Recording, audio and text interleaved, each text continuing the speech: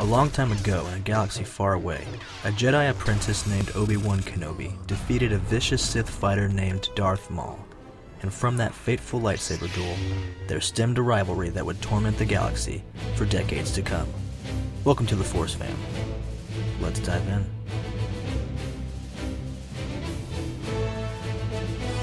When Qui-Gon Jinn and Anakin Skywalker encountered Darth Maul on the desert of Tatooine, it was believed to be the first time the Sith came out of hiding in over 1,000 years. So you can imagine the fame and glory that would be bestowed upon the young apprentice that was able to defeat him. Obi-Wan returned from the Battle of Naboo not only as a newly appointed Jedi Master, but as a hero and a living legend in the Jedi Temple. Sure, that Chosen One kid blew up the battle station, but Obi-Wan destroyed a Sith Lord. Or did he? But which was destroyed? The Master or the apprentice? While the true menace still lurked in the shadows searching for a new apprentice, Darth Maul was crawling his way out of a sewer, hell-bent on only one goal: revenge. I must have revenge.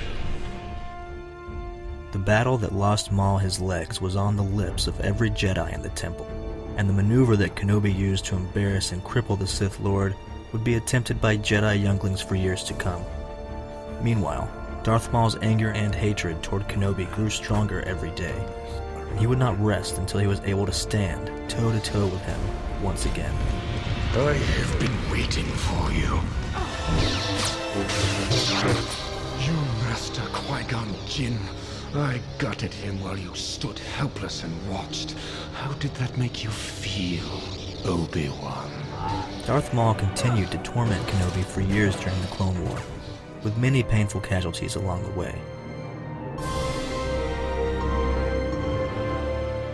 Maul's obsession with Kenobi lasted over 3 decades, and culminated by dying peacefully in his opponent's arms, once again unable to take away the Jedi's hope.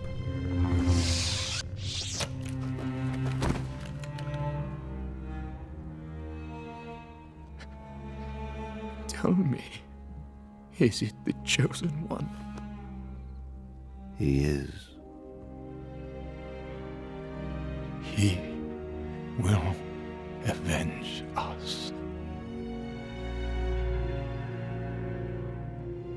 While the conflict and kinship between Maul and Kenobi is certainly one for the history books, it is not the influential rivalry that I want to talk about. In order to understand the greatest rivalry in Star Wars, we need to go back to the beginning.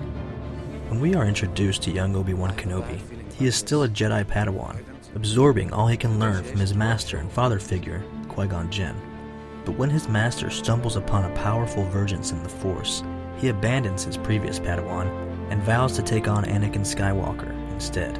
I take Anakin as my Padawan learner. This was uncommon and shocking behavior from a Jedi Master. An apprentice you have. Kenobi was resentful and skeptical of Anakin, but vowed to stand by Qui-Gon. Can you imagine how Obi-Wan must have felt, holding his dying surrogate father in his arms? And after all the years Obi-Wan and Qui-Gon spent together, what are his last words? No. Obi-Wan, promise me you will train the boy. Yes, Master. Train him. And then there's Anakin Skywalker, losing his mentor only days after meeting him. Not only did Qui-Gon secure Anakin's freedom from slavery, but he believed he was a prodigy, a miracle, the Chosen One. Anakin felt forever indebted to him, and perhaps Anakin inherited Qui-Gon's distrust of the Jedi Council. But he would now undergo training in the shadow of the very apprentice he was meant to replace. What will happen to me now? You will be a Jedi. I promise. I gave Qui-Gon my word. I will train Anakin. Obi-Wan training Anakin was doomed from the start. Obi-Wan was a praised and polished Jedi whiz, and Anakin was a mysterious one-hit wonder boy. Oops. They bonded over their affinity for jokes, adventure, and breaking the rules. Instead of a teacher and student relationship, Obi-Wan and Anakin became more like competitive family members, consistently trying to outwit and outrank each other. And you will pay attention to my lead. Why? What? But Anakin felt he was always coming up short. You are on this council, but we do not grant you the rank of master. He could not live up to the impeccable record of Obi-Wan Kenobi, the slayer of Sith Lords. Anakin needed to prove to Kenobi, to Qui-Gon, to himself, that he was the most powerful Jedi, that he was the chosen one. The lightsaber duel during the Battle of Naboo was always at the core of Obi-Wan and Anakin's relationship.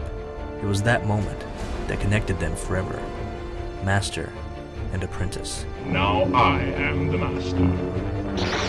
Obi-Wan, like a naive older sibling, could not see Anakin being tempted by the dark side. Save people from death. He did not sense the turmoil raging inside of him when they said their goodbyes.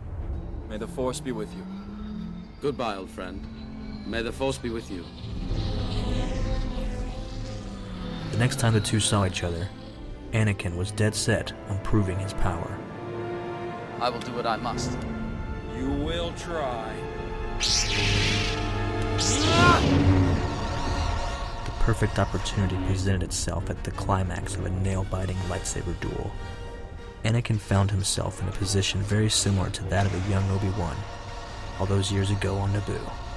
To defeat Darth Maul, Kenobi made an impossible leap from a place of disadvantage. It's over, Anakin! I have the high ground! Anakin would now attempt the same, and in doing so, prove himself once and for all. Don't try it! But Obi-Wan knows that look in his eye. He knows what he'll try to do. Obi-Wan training Anakin was doomed from the start. A part of both of them died that day. Kenobi became Old Ben, and Skywalker became Vader. You were my brother, Anakin! I loved you! But the story doesn't end there, and neither did the family tree. Obi-Wan training Anakin was doomed from the start. But there is another. Obi-Wan's guilt and commitment to his fallen apprentice kept him in the desert for nearly 20 years. He kept watch over the investment he made all those years ago on Naboo.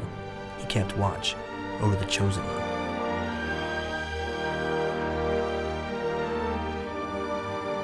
All the while, Vader plotted to prove himself again.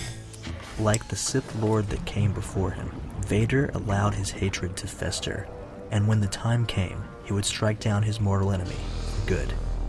Yet, Obi-Wan gets the last laugh again. We meet again at last. The circle is now complete. Like a cocky older brother, the veteran Jedi doesn't give Vader the satisfaction. Instead, he shows him that the light side of the Force had the power he was seeking all along, the power to defeat death. The violent and brotherly rivalry between Obi-Wan Kenobi and Anakin Skywalker is at the crux of Vader's redemption arc, and it's one of the greatest relationships in the entire Star Wars saga. The two Jedi were bonded together in life, death, and beyond. If you want to bond with us in life and beyond, hit the subscribe button, and don't forget to share this video with your friends and Force family. Goodbye, old friend. May the Force be with you.